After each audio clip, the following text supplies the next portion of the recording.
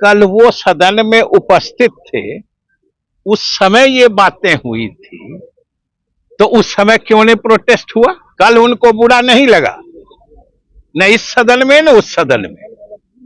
लेकिन आप सोचिए कि ये आखिर पिछले 14, 16, 18 घंटे में क्या हो गया कि अभी उनको बहुत बुरा लगने लगा। ये केंद्र सरकार और भाजपा नेतृत्व के इशारे पर ये वहां से ऑर्केस्ट्रेट हो रहा है, इनको कहा जा रहा है। कैसे सदन को समझिए कि जिसको कहते हैं किडनैप, मैंने हाईजैक कर लेना, रैंसम के लिए हाईजैक कर ले, ये करो, नहीं तो अब होने नहीं देंगे। तो क्या नीतीश जी जो अपना बयान दिए थे उसको एक्सपंज किया जाएगा, संसदीय जो कार्रवाई है उससे? नहीं, वो तो अध्यक्ष को निर्णय लेना है ना। इस्तीफा मांग रहे हैं, इसके पीछे सोच समझिए ना। हम तो यही कह रहे हैं कि ये लोग सब बेचारे हैं, इनके अपने बस में अपनी बात, अपना एक्शन नहीं है। आज अगर हो रहा है तो इसका मतलब जिसको स्ट्रिंग पुलिंग कहते हैं, कहीं और से धागा खींचा जा रहा है। अरे उनके सब नोटिस का सब जवाब दिया। कल माननीय मुख्यमंत्री जी सदन में जब बिहार में जो जन्म दर 4.3 से घटकर 2.9 से भी नीचे हो गया है, इसके संबंध में जब वो चर्चा कर रहे थे तो पढ़ी लिखी महिलाओं में कैसे जागरूकता आती है कम बच्चा पैदा करने की, उस क्रम में उन्होंने कुछ बातें कही। अब उसको लेके आज हंगामा हो रहा है। इसमें हम सिर्फ आपको दो चीजों पर गौर करने के लिए कह रहे हैं कि एक तो कल जो मुख्यमंत्री महोदय ने कहा, आज उन्होंने आपसे भी बात करते हुए साफ साफ बता दिया है कि आखिर ये तो पूरा देश जानता है कि महिलाओं को सम्मान देने या महिलाओं को सामाजिक, राजनीतिक, आर्थिक ढंग से उनके उत्थान के लिए जो नीतियां, कार्यक्रम बिहार में बनाई गई हैं, जिसको हम नीतीश मॉडल कहते हैं, उसका आज पूरा देश अनुसरण कर रहा है। लेकिन एक मौका परस्ती के तहत ये तिल का तार बनाना जिसको कहते हैं, ये बात जब की गई तो मुख्यमंत्री ने स्वयं आगे बढ़कर कह दिया कि भाई अगर उस क्रम में कोई ऐसी बात हुई है जिससे किन्हीं की भावना को ठेस पहुंची है या पीड़ा है, तो हम न सिर्फ बयान वापस लेते हैं बल्कि हम खेद प्रकट करते हैं और हम अपनी निंदा खुद करते हैं। हम आपसे पूछते हैं या देश की जनता, बिहार की जनता तय करेगी कि इसके बाद और क्या बचता है। और सबसे बड़ी चीज जो गौर करने की है, आप लोगों को भी और बिहार और देश के जनता को भी देखने की जरूरत है कि कल यही सारे सदस्य दोनों सदन में उपस्थित थे। ऐसी कोई बात नहीं है कि कल इसमें से कोई कल नहीं थे और पीछे में मुख्यमंत्री ने कुछ कह दिया था तो आज आके प्रोटेस्ट कर रहे हैं। हम जरा आपसे समझना चाहते हैं कि जब कल वो सदन में उपस्थित थे, उस समय ये बातें हुई थी, तो उस समय क्यों नहीं प्रोटेस्ट हुआ? आप जरा सोचिए इस बात को। और मैं सिर्फ ये कह रहा हूं कि वो उनको भी लगा होगा कि मुख्यमंत्री सिर्फ जनसंख्या नियंत्रण या जन्म दर घटाने के सिलसिले में किसी बात की चर्चा कर रहे हैं। कल उनको बुरा नहीं लगा, न इस सदन में न उस सदन में।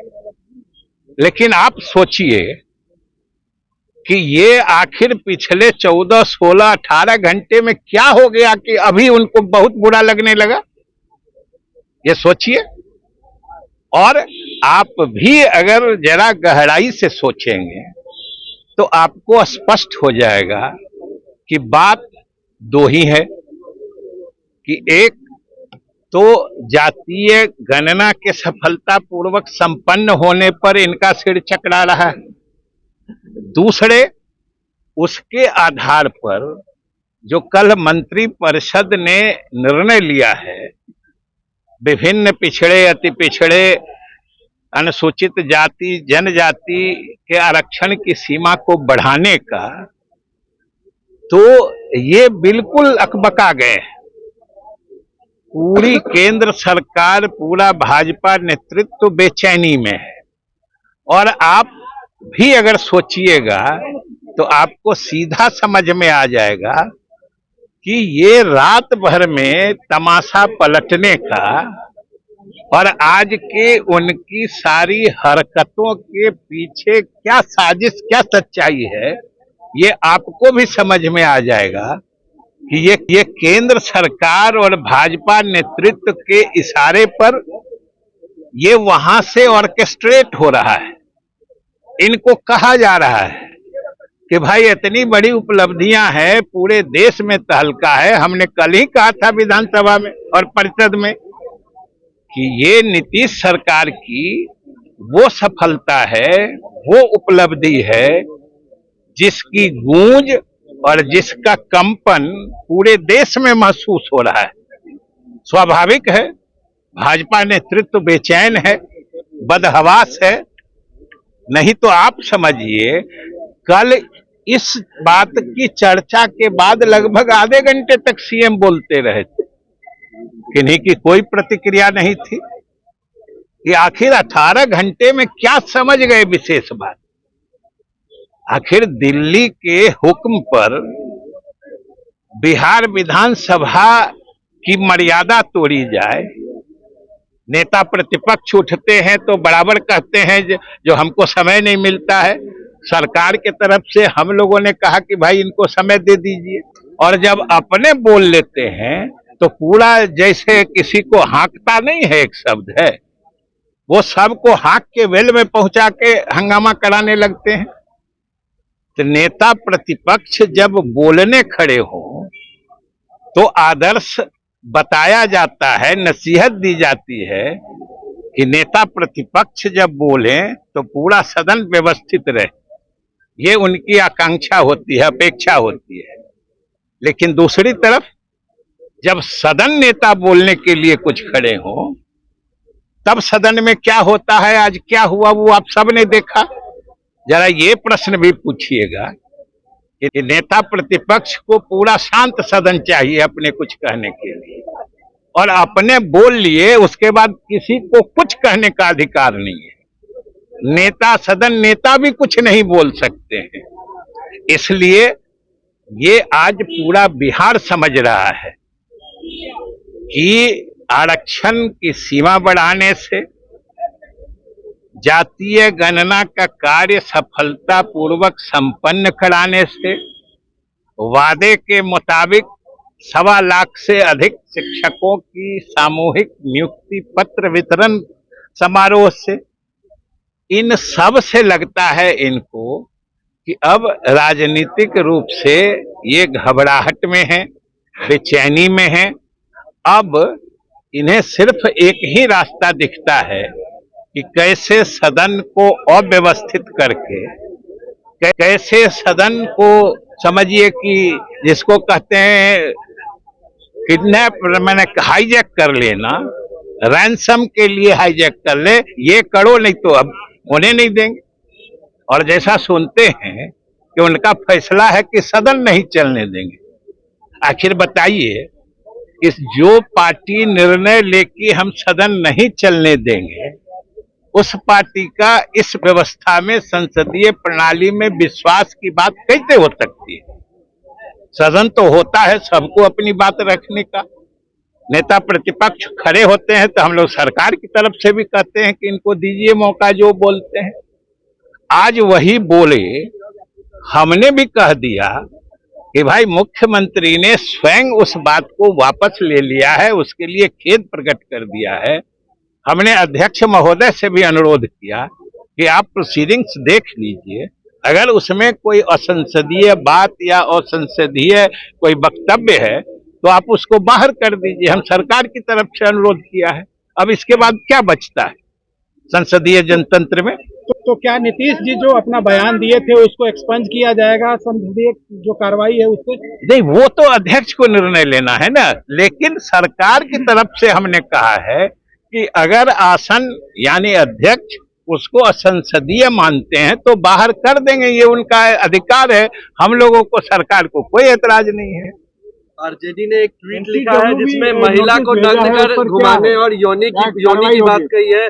साथ ही आज आप कौन ट्वीट, देखिए कोई अगर आदमी ट्वीट करे, एक ईमानदारी जरूर रखिए कि कोई आदमी ट्वीट करे उसको किसी पार्टी का ट्वीट मत मानिए। आप सिर्फ उस आदमी का नाम बोल, नहीं आप उस आदमी का, और ये जानिए और सिर्फ ये समझिए कि कोई आदमी आरजेडी में क्या है, लालू जी और तेजस्वी जी बोल चुके हैं कि आरजेडी क्या कहती है, ये अधिकृत बयान वक्तव्य देने के लिए सिर्फ उप मुख्यमंत्री और राष्ट्रीय अध्यक्ष अधिकृत हैं। कितनी बार उन्होंने कहा है? ये तो आप लोगों की महानता है कि कोई आदमी कहीं से कुछ लिख दिया, आप कहते हैं आरजेडी ने कहा है।